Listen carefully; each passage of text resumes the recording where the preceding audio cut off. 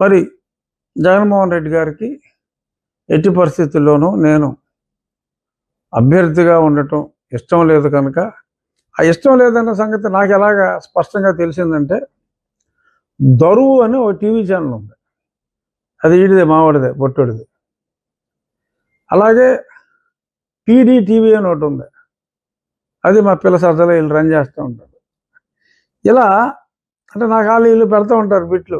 AK రవికి seat రాలేదు, రవికి సీట్ రాలేదని అటు రాస్తాడు. ఆ రాస్తే ఎవడో పెడతా ఉంటారు. సో అలాగా కొద్దిమంది ఆ దరువుడిది, అప్పుడప్పుడు సీనియర్ మోస్ట్ జర్నలిస్ట్ సాయి గారు, ఆ పీడీ టీవీ ఉన్నాయి, ఇంకా ఈ ఒక 30-40 దాకా ఉన్నాయి.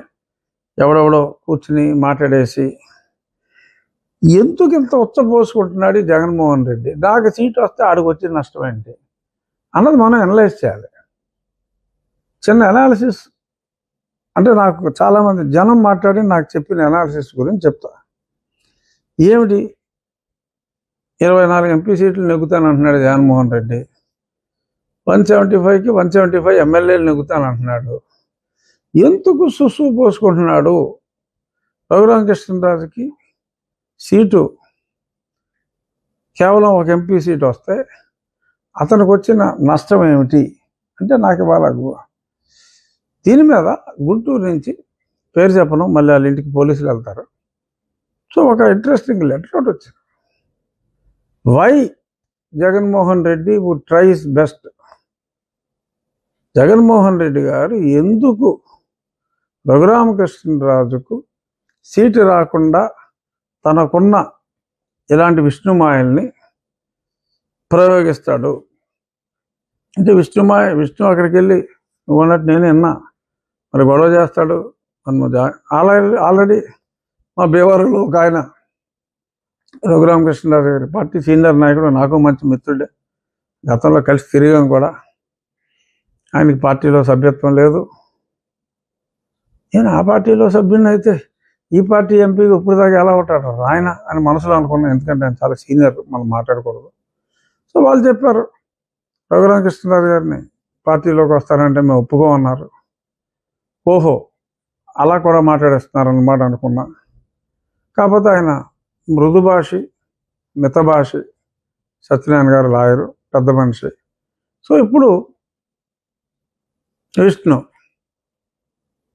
విష్ణు అంటే గతంలో పులికపూడి శ్రీనివాసరావు గారు, వాళ్ళిద్దరూ కూడా చక్కటి సంభాషణలు మాటల ద్వారానే కాకుండా చేతల ద్వారా కూడా చేసుకున్నారు. మరి ఆయన ఎక్కడో కదిరి నరసాపురం సంగతి మరి ఆయనకి ఎందుకో, కాకపోతే నాకు అందిన సమాచారం మేరకు కడప నుంచి కొద్దిమందిని వైసీపీ వాళ్ళు భాజపా కార్యకర్తల రూపంలో వచ్చినట్టుగా అన్నారు. సరే, భాజపా ఫ్రమ్ కదిరి అనుకుందాం, ఆర్ ఫ్రమ్ రాయలసీమ అనుకుందాం, వారు మరి ఇలాగా ప్రయత్నం చేస్తున్నట్టుగా, అంటే ప్రతి దాంట్లోనూ మనం మంచిగా చూడాలి అనే స్వభావం నాది. అంచేత వీళ్ళు ఎంతగా గొడవ చేస్తున్నారంటే బహుశా వీరికి నా పేరు కన్ఫర్మ్ అయిపోతుందేమో అనే ఒక రకమైన భయం వచ్చుండొచ్చు. బట్ ఎవరో గుంటూరు వాళ్ళు లేఖ రాశారన్నారు కదా, అందులో అనాలిసిస్ నువ్వు విను. ఆ అనాలిసిస్ రాంగ్ అనుకుంటే ఎందుకు రాంగో చెప్పు, రైట్ అనుకుంటే నీ అభిప్రాయం చెప్పు. ఏంటంటే జగన్మోహన్ రెడ్డి గారు ఓకే, సపోజ్ విష్ణువర్ధన్ రెడ్డి గారు ఒక క్యాండిడేట్కి రికమెండ్ చేశారు.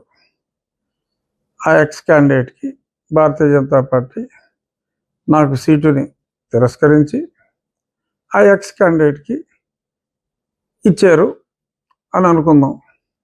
అప్పుడు నెక్స్ట్ డే జీవీఎల్ గారికే సీట్ ఇవ్వలేదని మరి ఇంతలాగా ఫ్రంట్ పేజ్ న్యూస్ రాసినప్పుడు